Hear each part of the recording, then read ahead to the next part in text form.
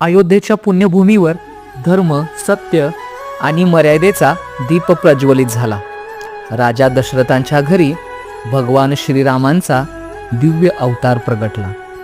लहान वयातच सौजन्य, शौर्य आणि करुणेच्या तेजाने उजळलेले राम भावंडासह प्रेमळ बाललीला साकारत होते. ऋषी विश्वामित्रांच्या पवित्र मार्गदर्शनाखाली राम लक्ष्मणांनी वनात प्रवेश केला आणि अधर्माच्या सावल्यांना दूर सारले. राजा जनकांच्या भव्य दरबारात शिवधनुष्य उचलून रामाने पराक्रमाची पराकाष्ठा गाठली आणि सीतेचा स्वयंवर जिंकला. राम सीतेचा मंगलमय विवाह, प्रेम, संस्कार आणि पवित्र बंधनाचा अद्वितीय सोहळा ठरला. पित्याच्या वचनरक्षणासाठी राजसिंहासनाचा त्याग करून रामाने वनवासाचा कठोर मार्ग स्वीकारला. अहंकार आणि वासनेच्या आहारी गेलेल्या शूर्पणखेने रामावर डोळा ठेवला, परंतु तिचा गर्व तिच्याच विनाशाचे कारण ठरला.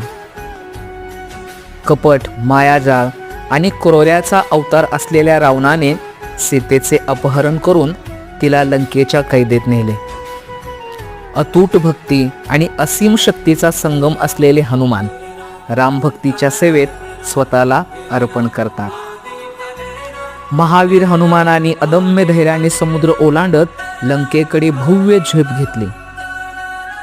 धर्म आणि अधर्म यांच्यातील महासंग्राम पेटला आणि अखेरीस रामबाणाने रावणांचा संहार झाला. वनवासाची समाप्ती करून राम अयोध्येला परतले आणि त्यांच्या राज्याभिषेकाने रामराज्य या सुवर्णयुगाची सुरुवात झाली. वनवासाची समाप्ती करून राम अयोध्येला परतले आणि त्यांच्या राज्याभिषेकाने रामराज्य या सुवर्णयुगाची सुरुवात झाली. परंतु रामायण ही केवळ एक कथा नसून ती सत्य, कर्तव्य आणि मर्यादेचा दीपस्तंभ आहे. आजच्या युगातही जर प्रत्येकाने रामासारखे आदर्श आचरण, सीतेसारखी निष्ठा आणि हनुमानासारखी सेवा भावना जपली तर आपल्या समाजातही रामराज्य निर्माण होऊ शकते. रामराज्य हे फक्त भूतकाळात नव्हते, ते आपल्या प्रत्येकाच्या वर्तनातून आजही साकार होऊ शकते. धन्यवाद.